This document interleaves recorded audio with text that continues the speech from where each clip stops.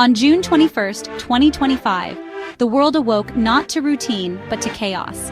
Donald J. Trump announced the U.S. had bombed 3 Iranian nuclear sites. The news was real. Fordo, Natanz, and Arak were hit, shattering years of diplomacy and plunging the globe into crisis. Sirens blared, markets panicked, and the world held its breath, bracing for Iran's response.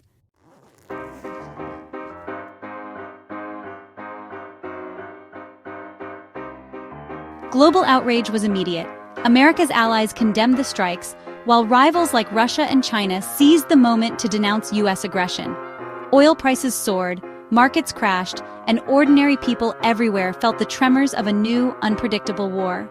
The world's trust in America evaporated overnight, replaced by fear and anger.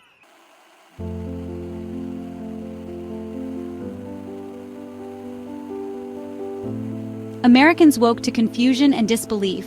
A war started by a former president, without debate or legal authority.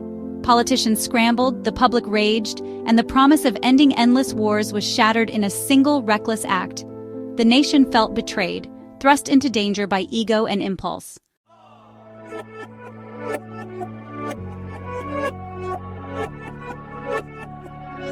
Trump's most loyal supporters felt blindsided. The man who promised to end wars had started one. Social media exploded with anger. MAGA hats burned, flags came down, and the movement fractured. For many, the betrayal was personal and final. The search for a new political home had begun.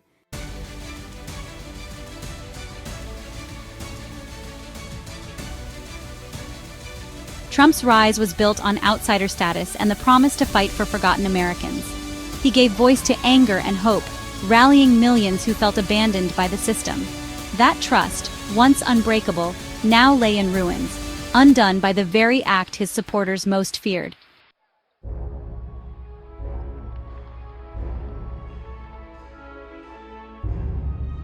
At the heart of the MAGA movement was a simple, powerful promise: America first. It meant putting American interests above all else. No more endless wars, no more bad trade deals, no more global freeloading. But when Trump ordered a strike on Iran, many felt that promise was shattered. Betrayal in their eyes was complete.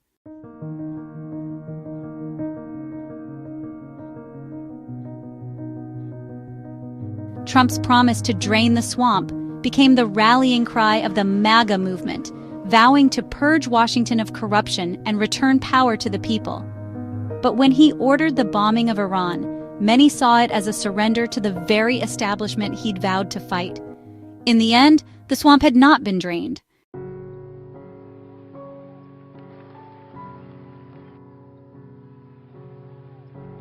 Donald Trump's most sacred promise to his base was ending America's endless wars, a core tenet of his America First vision.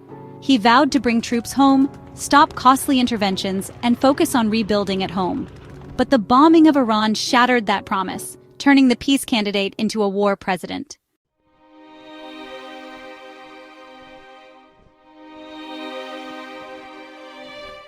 The MAGA movement was built on trust, a bond between leader and followers. But the bombing of Iran shattered that foundation. One impulsive act broke every core promise, leaving supporters betrayed and disillusioned. The movement fractured, its energy turning to anger. For many, it wasn't just the end of support, but the end of belief itself.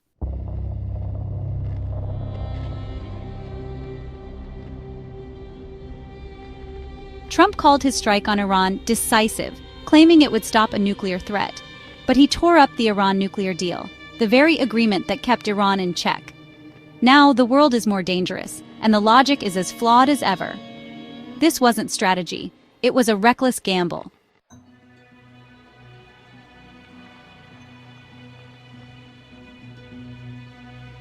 Peace through strength promised a powerful, restrained America, one that deterred conflict, not provoked it. But the attack on Iran revealed chaos through impulse, not strength. Instead of deterrence, we saw aggression and unpredictability. The result? A cycle of escalation and chaos, betraying the promise of a stronger, more peaceful America.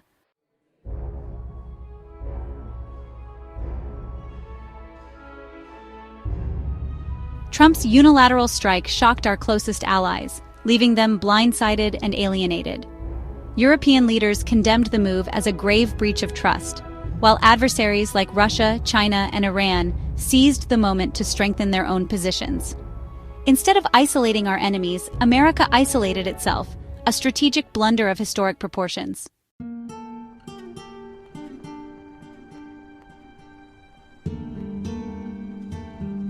America first means putting our citizens first. But this strike on Iran does the opposite. American taxpayers pay, soldiers are put at risk, and families face new fears. The real winners? Foreign interests and Washington hawks. This isn't America first. It's America as hired muscle for others. The ultimate betrayal.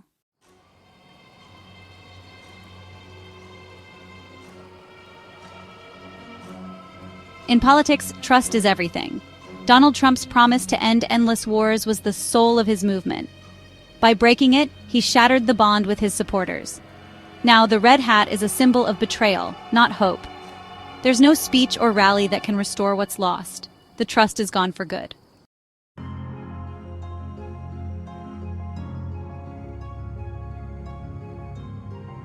You don't have to take my word for it. You just have to listen. The phone lines, comment sections, and voicemails were flooded with anger and heartbreak.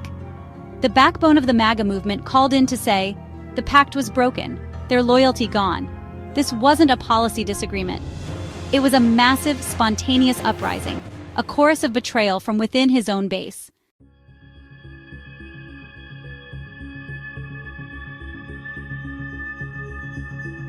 This story is personal for me. I was there, at the rallies, cheering, believing Trump would end endless wars. But when he broke that promise, it felt like a personal betrayal. I'm no longer loyal to a man or party, but to the principles I thought he stood for. And I know I'm not alone.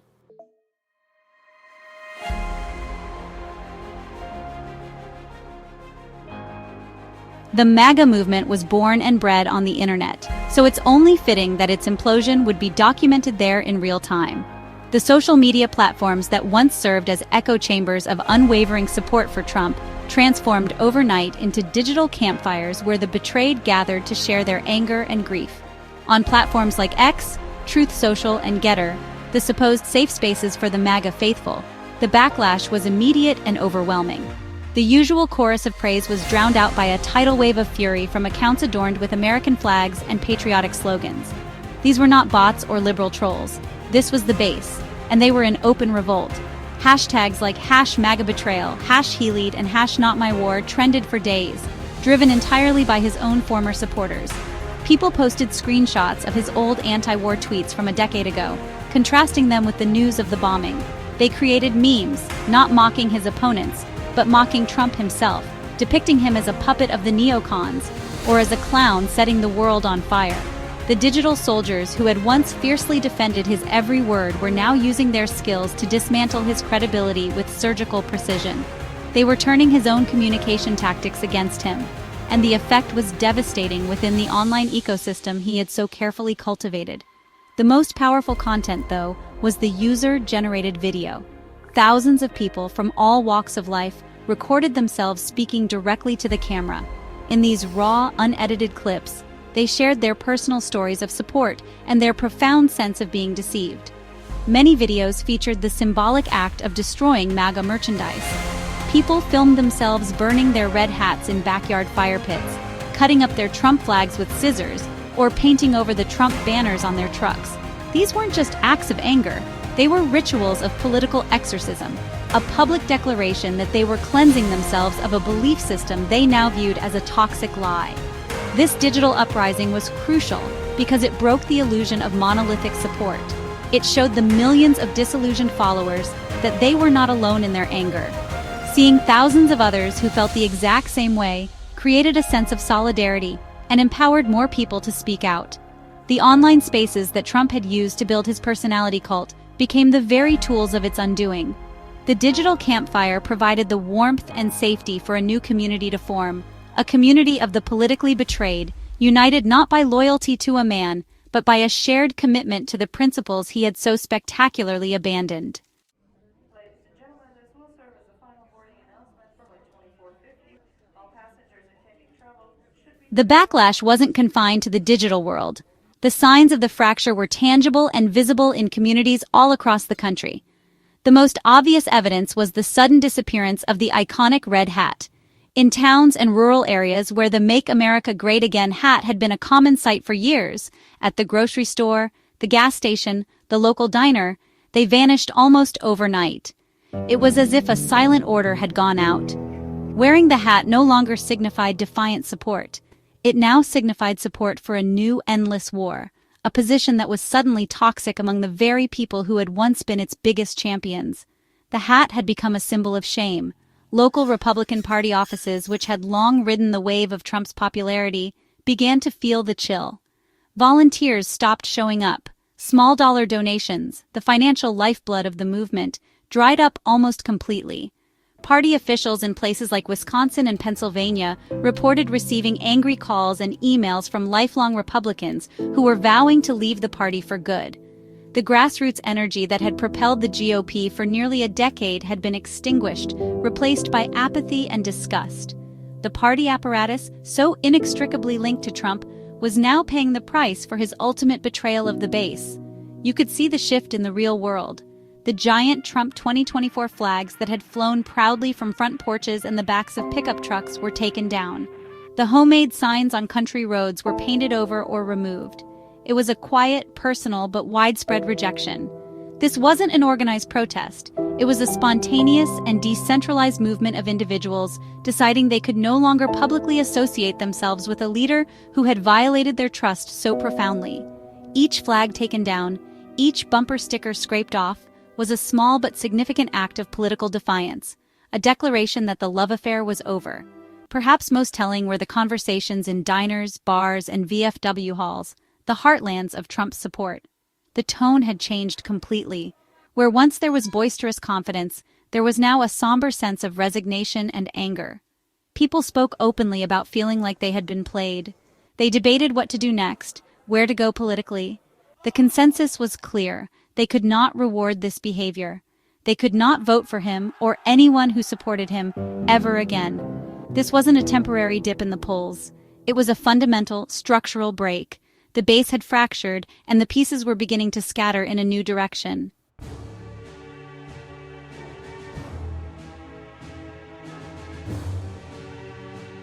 The bombing of Iran triggered more than just a political disagreement. It caused a deep identity crisis within the MAGA movement. For years, the core of the movement's identity was built on a simple premise. We are the outsiders, and he is our leader.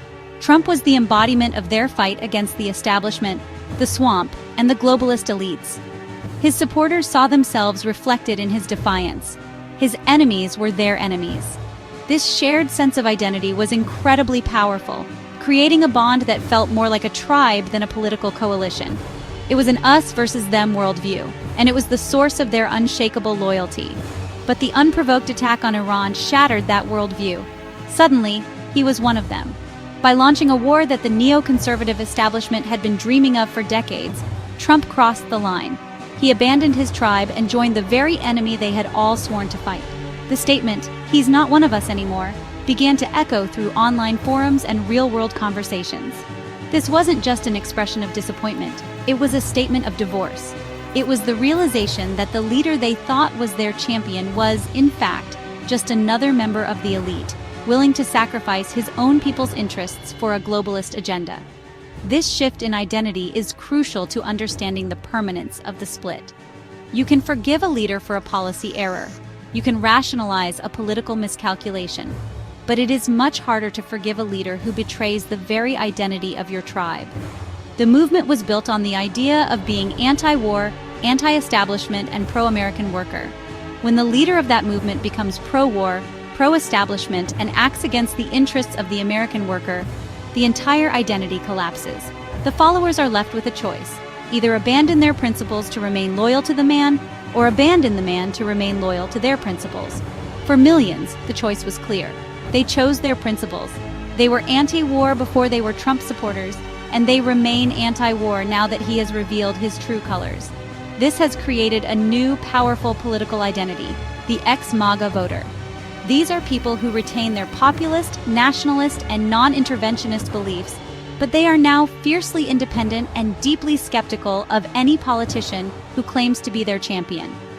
They are defined by their betrayal, and their new mission is not to follow a single leader, but to find a political movement that genuinely reflects their America First ideals, a movement that will not and cannot betray them again.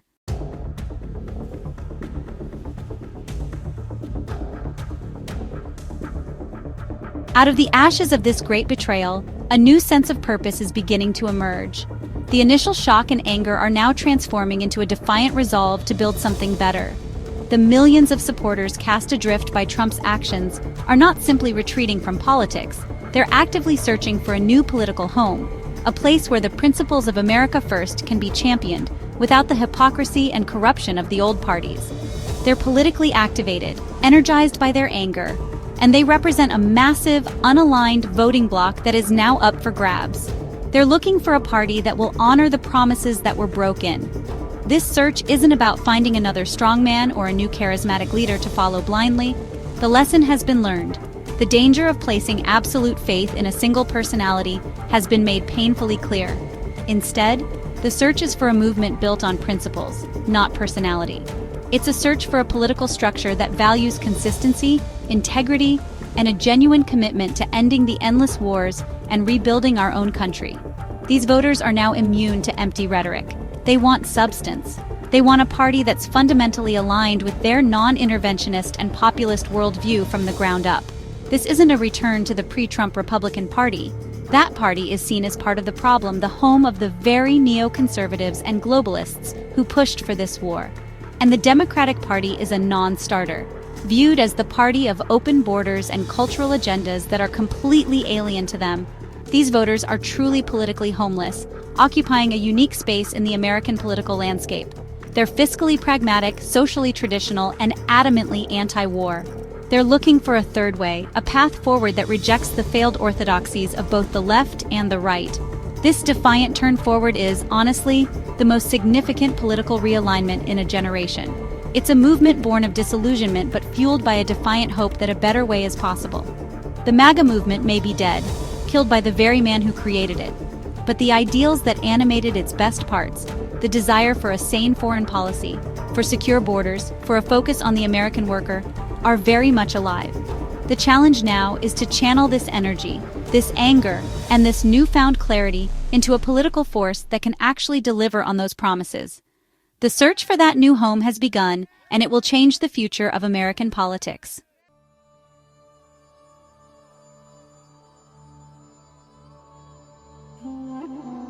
After the Great Betrayal, we found ourselves wandering a political wilderness, homeless, disillusioned, and searching for belonging. The Republican Party returned to the establishment. The Democrats were never an option.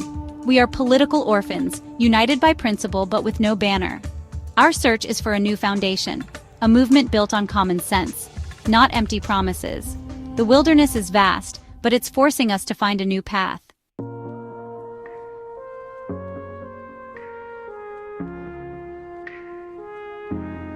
In the midst of this political desert, a new landmark has appeared on the horizon. It's called the Forward Party. For many of us who have been burned by the broken promises of the right, this new entity offers a compelling and refreshing alternative. Founded by entrepreneur and former presidential candidate Andrew Yang, the Forward Party is built on a simple yet revolutionary premise: not left, not right, but forward. This slogan is not just clever marketing. It is a direct response to the toxic, paralyzing polarization that has brought our country to a standstill. It speaks directly to those of us who are sick of the pointless tribal warfare and yearn for practical, common-sense solutions. The Forward Party is not about a rigid ideology. It doesn't force you to subscribe to a long list of positions on every single social issue. Instead, its core focus is on reforming the broken political system itself and fostering a culture of grace and tolerance. It recognizes that the two-party duopoly is the root of the problem. This system forces everyone into one of two camps, rewards extremism, and punishes moderation and independent thought. The Forward Party's goal is to break this duopoly and create more choice for voters, empowering the sensible majority that has been silenced and sidelined by the loud fringes of both the Republican and Democratic parties. At its heart, the party is about process over purity. It champions systemic reforms like open primaries and ranked choice voting, which we will discuss more in a moment. The idea is that if you fix the broken system, better leaders and better outcomes will naturally follow. This is a radical departure from the old way of doing things. Instead of fighting over which tribe gets to impose its will on the other, the Forward Party wants to rewrite the rules of the game so that we can actually start solving problems together. It is a movement for those of us who believe our country has more in common than what divides us, if only our political system would allow us to see it. For someone like me, a former MAGA supporter who feels utterly betrayed by the war machine, this is an incredibly appealing message. My primary issue is stopping the endless wars and putting America's interests first. The Forward Party offers a vehicle to do that, not by creating a new list of enemies, but by creating a system where non-interventionist candidates, whether they're former Republicans, Democrats, or independents, can actually compete and win. It provides a home for my principles without forcing me into a coalition with people I fundamentally disagree with on other issues. It's not about finding a perfect ideological match, but about finding a practical path forward.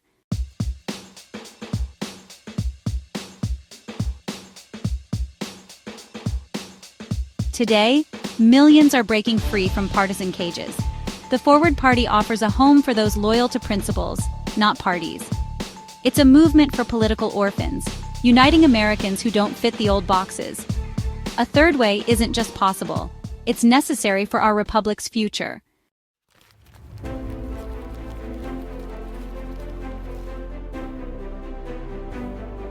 Ranked choice voting is the key to breaking our political system out of polarization. Instead of picking just one candidate, you rank your choices. This rewards broad appeal, encourages civility, and gives power back to voters. It's not about helping one party, it's about real representation and a new political home for all of us.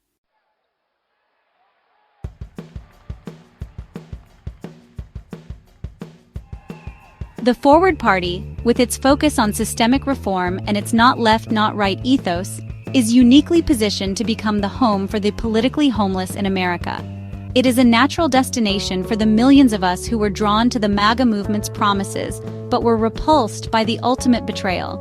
We were promised an end to endless wars, and the Forward Party structure, built around ideas like ranked choice voting, creates a system where non-interventionist candidates can finally thrive. We wanted to drain the swamp, and the Forward Party's entire reason for being is to break the corrupt two-party duopoly that is the swamp's life support system. This new coalition is not just for disillusioned Trump supporters. It is a big tent for anyone and everyone who feels abandoned by the two major parties. This includes lifelong Democrats who are tired of their party's lurch to the extreme left and its focus on divisive identity politics over the economic well-being of working-class families. It includes libertarians who are looking for a practical vehicle to advance their ideals of individual freedom and limited government. And it includes the vast silent majority of independents in the middle, who are simply exhausted by the constant anger and dysfunction and just want a government that works. The common thread that can unite this diverse coalition is a shared commitment to common sense. We can agree that our national debt is a threat to our future. We can agree that our southern border needs to be secure. We can agree that we should not be the world's policemen, and that we must stop getting involved in foreign conflicts that do not serve a direct, vital American interest. These are not radical ideas, they are the bedrock beliefs of a majority of Americans. The Forward Party provides the platform to turn this common-sense consensus into a powerful political force that can finally challenge the entrenched interests that profit from our division. This is our future. It is not about finding another charismatic leader to worship. It is about building a movement that is bigger than any one person. It is about creating a durable political structure that can outlast any single election cycle and fundamentally change the way business is done in Washington. The betrayal we experienced was painful, but it was also clarifying. It showed us that we cannot put our faith in individuals, but in principles. The Forward Party offers us the chance to build a home for those principles, a place where the politically homeless can finally come together to build a better, more sensible, and more peaceful future for the United States of America. Our journey in the wilderness is over. It's time to start building our new home.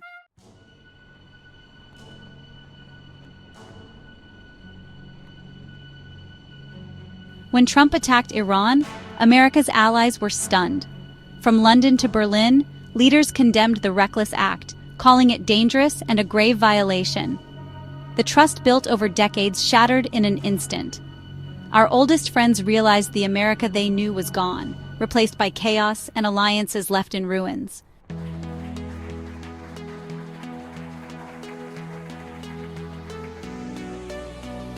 While leaders in London and Berlin were choking on their morning tea, officials in Moscow and Beijing were practically popping champagne corks. Donald Trump's impulsive attack on Iran was, honestly, the single greatest geopolitical gift that Russia and China could have ever hoped for. It allowed them to step onto the world stage and masquerade as the wise, steady-handed defenders of international law and stability. The sheer, delicious irony of it all must have been intoxicating for them. The Kremlin, a regime that invades its neighbors, immediately issued a statement condemning America's flagrant disregard for sovereign nations, and they did it without a hint of shame. They could barely contain their glee. This reckless move single-handedly accomplished what decades of Russian and Chinese propaganda had failed to do. It convincingly painted the United States as the world's primary villain. Their state-run media outlets went into overdrive, broadcasting images of the attack alongside commentary about American imperialism and aggression. The narrative was simple and brutally effective. America is a rogue superpower, an out-of-control bully, and only the steady leadership of Moscow and Beijing can bring order to the world. Trump didn't just hand them a talking point, he handed them the entire script, and they were more than happy to read their lines with gusto. He made them look like the reasonable ones. The strategic benefits for them are enormous. An America bogged down in a new costly war in the Middle East is an America that cannot effectively counter Russian aggression in Eastern Europe or Chinese expansionism in the South China Sea. Trump's blunder was a massive strategic diversion. It forces the United States to expend immense military, economic, and diplomatic capital on a self-inflicted crisis, leaving our actual adversaries free to pursue their own ambitions with less resistance. They must be in a state of shock and awe at their good fortune.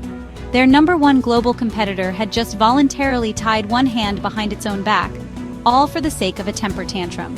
This wasn't America first, it was Russia and China first.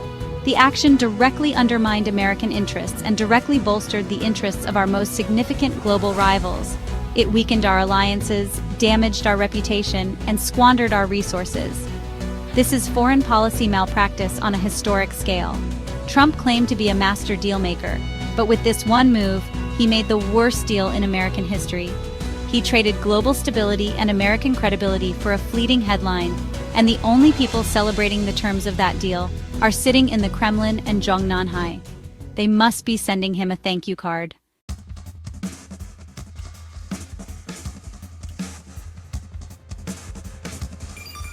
If the reaction in Europe was one of horror, the reaction in the Middle East was one of pure, unadulterated panic. Trump didn't just light a fuse. He dropped a tactical nuke into the center of the world's most complex and explosive tinderbox. For nations like Iraq, where thousands of American troops are stationed, the strikes turned them into instant targets. The Iraqi government, caught between its reliance on the United States and the immense pressure from pro-Iranian militias, was thrown into chaos. Trump's action didn't just endanger our soldiers, it completely destabilized a fragile allied government and turned our own military bases into sitting ducks for retaliation. It was a stunning act of strategic self-harm. Even our traditional allies in the region, like Saudi Arabia and the United Arab Emirates, were thrown into a state of high alert. While their governments may have privately cheered the blow against their rival, Iran, they also understood the terrifying reality. They were now on the front lines of an inevitable counterattack. Iranian missiles and drones can easily reach their oil fields, their cities, and their desalination plants. By provoking Iran so directly, Trump put a target on the backs of our regional partners. He forced them to confront the reality that their alliance with a reckless America might be more of a liability than an asset. He made the entire region catastrophically less safe for everyone. And what about Iran itself? This attack was the greatest possible gift to the most extreme, hardline elements of the Iranian regime. For years, they have preached that America is the great Satan, an untrustworthy enemy bent on their destruction. Any moderate voices in Iran who argued for diplomacy or engagement with the West were instantly silenced and discredited. How could they possibly argue for talk now? Trump had just proven the hardliners right in the most spectacular way imaginable. He united a fractured Iranian public against a common enemy, and gave the regime the perfect justification to abandon all nuclear restraint and pursue a bomb as their only true guarantee of survival. The entire logic was a fantasy. The idea that a surgical strike could solve the Iran problem is a delusion held only by the most ignorant of armchair generals. This wasn't surgery, this was butchery. It didn't remove a threat, it metastasized it. It transformed the long-simmering Cold War in the region into a hot war, the consequences of which will be paid in blood and treasure for years to come. Trump didn't just pour gasoline on the fire, he emptied the entire tanker truck, threw in a lit cigar, and walked away, leaving everyone else to burn in the inferno he created. It was an act of supreme, world-altering recklessness.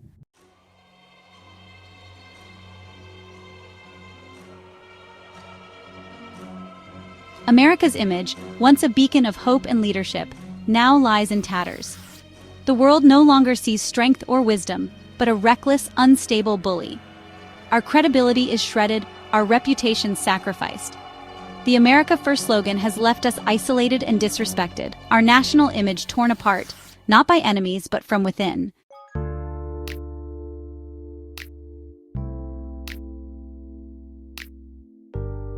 From the ashes of betrayal and broken promises, we see the truth. The old parties have failed us. But this is not the end. Together we can build a new movement, one grounded in principles, not personalities. The time for blind loyalty is over. The time for a better way forward has begun.